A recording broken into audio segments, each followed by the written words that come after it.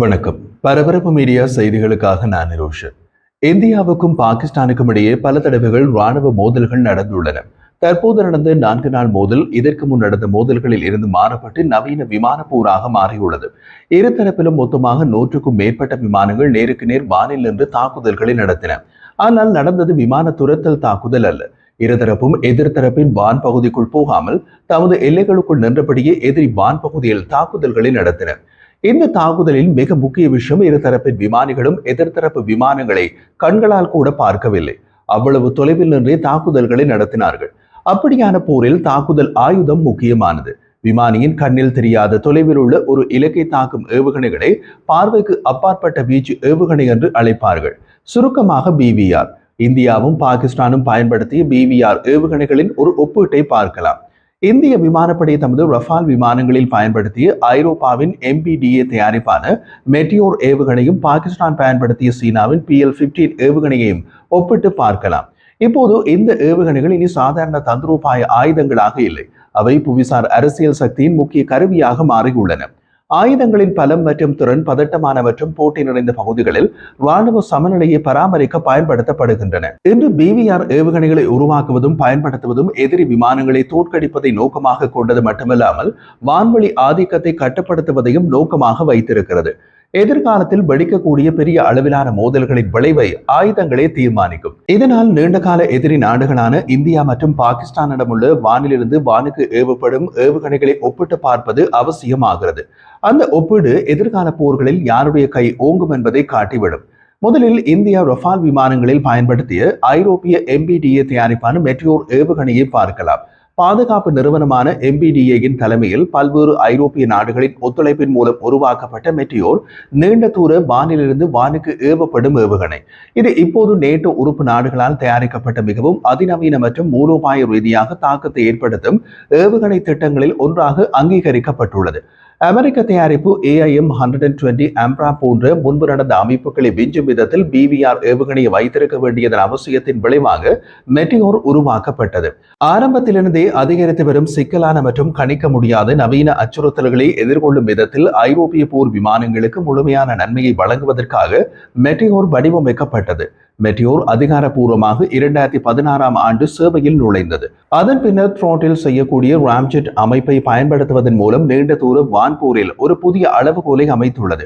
இது வழக்கமான திட எரிபொருள் ஏவுகணையிடமிருந்து அதை வேறுபடுத்தும் ஒரு முக்கிய தொழில்நுட்ப சாதனை. ஏவுகணையின் பறத்தலின் ஆரம்ப கட்டங்களில் எரிபொருளை முழுமையாக எரிக்கும் வழக்கமான ராக்கெட் என்ஜின்களை போலல்லாமல் மெட்டியோரின் ராம்ஜெட் அமைப்பு தொடர்ச்சியான மற்றும் கட்டுப்படுத்தக்கூடிய உந்துதலை அனுமதிக்கின்றது. இலக்கை தாக்கும் முன் இறுதி தருணங்கள் வரை அதிக இயக்க ஆற்றலை பராமரிக்க அனுமதிக்கிறது. இந்த திறன் தப்பிக்க முடியாத மண்டலத்தை அதாவது NEZ-ஐ விரிவுபடுத்துகிறது. NEZ என்பது ஒரு இலக்கு இனி ஏவுகணை இடைமுறைக்கப்படுவதை தவிர்க்க முடியாத பகுதி. இதனால் கொல்லும் நிகழ்தகவை அதிகரிக்கின்றது. கொல்லும் நிகழ்தகவு அதாவது இலக்கை தாக்கும் சாத்தியம் சுருக்கமாக PK என்று அழைக்கப்படுகிறது. மெட்டியோர் போர் விமானங்களுக்கு மட்டுமல்ல, நவீன வான் நடவடிக்கைகளின் முதுகெலும்பாக அமைகின்ற அவாக்ஸ் விமானங்கள், ISR உளவு பார்க்கும் விமானங்கள் மற்றும் வானில் எரிபொருள் நிரப்பும் விமானங்கள் போன்ற உயர் மதிப்புள்ள விமானங்களுக்கும் கடுமையான அச்சுறுத்தல் ஆகும். இந்த ஏவுகணை 3 முக்கிய ஐரோப்பிய போர் விமானங்களான ஜூரோஃபைட்டர், டைஃபூன், ரஃபால் மற்றும் சாப் கிரிப்பன் ஆகியவற்றில் முழுமையாக ஒருங்கிணைக்கப்பட்டுள்ளது. இது நேட்டோ உறுப்பு நாடுகள் மற்றும் பல்வேறு வான்போர் கோட்பாடுகளை கொண்ட கூட்டாளிகளால் ஒரே மாதிரியாக பயன்படுத்த அனுமதிக்கிறது. அடுத்து பாகிஸ்தான் பயன்படுத்தும் சீன தயாரிப்பு PL-15 ஏவுகணையை பார்க்கலாம். சீனாவின் பெரிய விமானப்படி நவீனமயமாக்கல் திட்டத்தின் ஒரு பகுதியாக 2010களின் நடுப்பகுதியில் தயாரிக்கப்பட்ட PL-15 நீண்ட தூர வீச்சு வானிலிருந்து வானுக்கு ஏவப்படும் ஏவுகணை இப்போது சீன மக்கள் விடுதலை ராணுவ விமானப்படி PLA-AF-இன் முக்கிய நீண்ட தூர ஆயுதம். இது குறிப்பாக தென்சீன கடல், தாய்வான் நீரிணை மற்றும் வடகிழக்கு ஆசியா போன்ற புவிசார் ரீதியாக உணர்திறன் மிக்க பகுதிகளில் மேற்கத்திய வான் ஆதிக்கத்தை சவால் செய்யவும் சீனாவுக்கு திறனை அளிக்கிறது. அதாவது PL-15 ஏவுகணை இந்திய இலக்குகளை தாக்குவதை பிரதான நோக்கமாக கொண்டு வடிவமைக்கப்பட்ட ஏவுகணை அல்ல. சீன விமான தொழில் கழகம் AVIC-யின் கீழ் உள்ள நிறுவனமான சீன ஏர்போர்ன் ஏவுகணை அகாடமி CAMA உருவாக்கிய PL-15 பிவிஆர் நீண்ட தூர வான்போரில் சமநிலை மற்றும் தொழில்நுட்ப மேன்மையை அடைவதற்கான பெய்ஜிங்கின் தீவிர முயற்சிகளை பிரதிபலிக்கிறது. தொழில்நுட்ப கண்ணோட்டத்தில் PL-15 இரட்டை துடிப்பு திட ராக்கெட் மோட்டாருடன் பொருத்தப்பட்டுள்ளது. அதன் வழிகாட்டுதல் அமைப்பில் AESA சீக்கர் ரேடார் பொருத்தப்பட்டுள்ளது. இது அதிக துல்லியத்துடன் இலக்குகளை கண்டறியவும் மின்னணு குறுக்கீட்டை விரட்டவும் மற்றும் மின்காந்த குறுக்கீடு நிறைந்த போர் சூழலில் கூட செயல்பாட்டை பராமரிக்கவும் அனுமதிக்கிறது. உந்துவிசை மற்றும் வழிகாட்டுதல் தொழில்நுட்பத்தின் இந்த கலவையுடன் PL-15 அதிவேக எதிரி விமானங்களை தோற்கடிப்பதற்காக வடிவமைக்கப்பட்டுள்ளது. செயல்பாட்டு மதிப்பீடுகள் PL-15 ஏவுகணையின் பயனுள்ள வரம்பை 200 முதல் 300 கிலோமீட்டர் வரை வைக்கின்றன. ஆனால் சீனாவின் மக்கள் விடுதலை ராணுவ விமானப்படை PLA-AF பயன்படுத்தும் பதிப்பின் உண்மையான தாக்குதல் வரம்பு இன்னமும் ரகசியமாகவே உள்ளது, பொதுவெளியில் வெளியிடப்படவில்லை. PL-15E போன்ற ஏற்றுமதி பதிப்புகளுக்கு இது சுமார் 145 கிலோமீட்டர் தூர வரம்பை கொண்டிருப்பதாக நம்பப்படுகிறது. PL-15 தற்போது J-10C, J-11B, J-16 மற்றும் 5ஆம் தலைமுறை போர் விமானமான J-20 உட்பட பல்வேறு PLA-AF-இன் மிகவும் மேம்பட்ட போர் விமானங்களால் இயக்கப்படுகிறது. இது ஸ்டெல்த் தொழில்நுட்ப திறன்களை வைத்திருப்பதாகவும் கூறப்படுகிறது. இந்த ஏவுகணை பற்றி மிக முக்கியமான ஒரு விஷயம் உண்டு. அதன் பலமும் அதுதான், பலவீனமும் அதுதான். அது என்னவென்றால் PL-15 தனியாக பயன்படுத்தப்படுவதில்லை.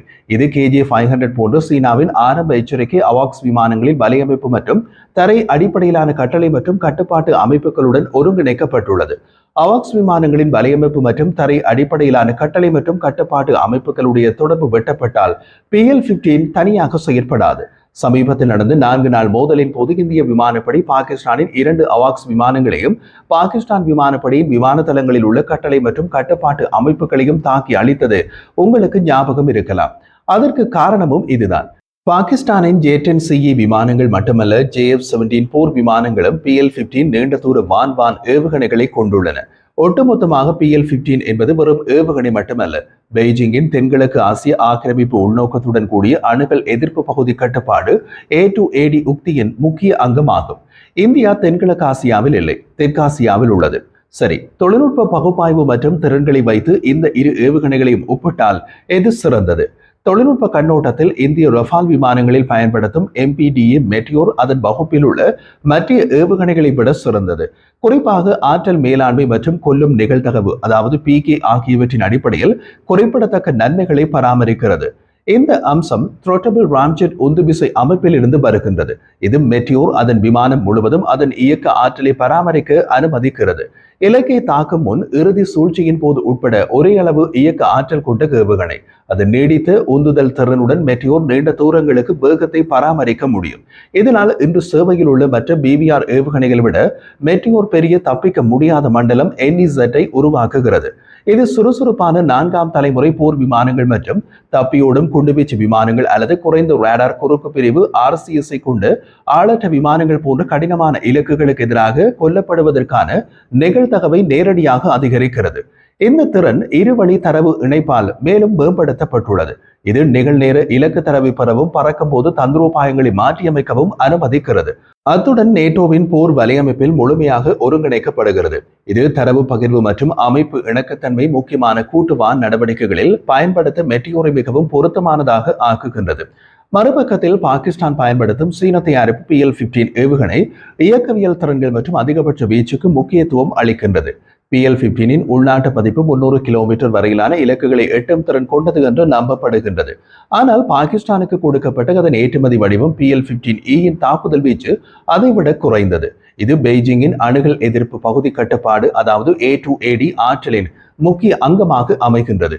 தென்சீன கடல், கிழக்கு சீன கடல் மற்றும் தாய்வான் நீரிணை போன்ற சூடான மற்றும் உணர்திறன் வாய்ந்த பகுதிகளில் இந்த அணுகுமுறை மிகவும் தெளிவாக காணப்படுகிறது. அங்கு தாக்குதல் விமானங்கள் சீன வான்வெளியில் நுழைவதற்கு முன்பு எதிரி வான் ஆதரவு உள்கட்டமைப்பை முடக்கும் திறன் கொண்டது.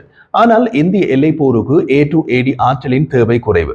காரணம், இந்திய எல்லை தென் சீன கடல், கிழக்கு சீன கடல் மற்றும் தாய்வான் நீரிணை போன்ற கடல் சார்ந்த எல்லையில் அல்ல, போர் நடப்பது தரை எல்லை. PL-15 ஒரு எதிர்ப்பு இடைமறைப்பு ஏவுகணையின் பங்கையே அதிகம் வகிக்கிறது. அதாவது PL-15ஐ தாக்குதல் ஏவுகணை என்பதை விட தற்காப்பு ஏவுகணை என்று சொல்லலாம். அந்த வகையில் ஒரு வான் தாக்குதலுக்கு போர் தாக்கங்கள் மற்றும் மூலோபாய தாக்கம் பாகிஸ்தான் பயன்படுத்தும் PL-15ஐ விட இந்தியா பயன்படுத்தும் MPDA மெட்டியோர் சிறந்தது. தொடர்ந்து வளர்ந்து வரும் விமான போர் சூழலில் தற்போதைய MPDA மெட்டியோர் ஏவுகணை அதன் போட்டியாளரான PL-15ஐ விட குறிப்பிடத்தக்க தொழில்நுட்ப நன்மையை இன்னமும் தக்க வைத்திருக்கிறது.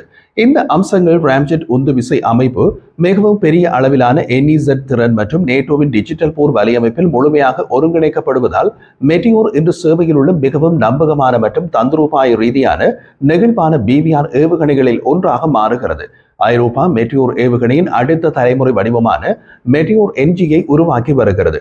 இது உந்து விசை செயல்திறன் வழிகாட்டுதல் அமைப்பு, நீடித்துழைப்பு மற்றும் டிஜிட்டல் போர் நெட்வொர்க் திறன்களில் முன்னேற்றங்களை கொண்டு வரும் என்று எதிர்பார்க்கப்படுகிறது. இதனால் மெட்டியோர் ஏவுகணை 2030 வரை பொருத்தமானதாக இருப்பதை உறுதி செய்கிறது.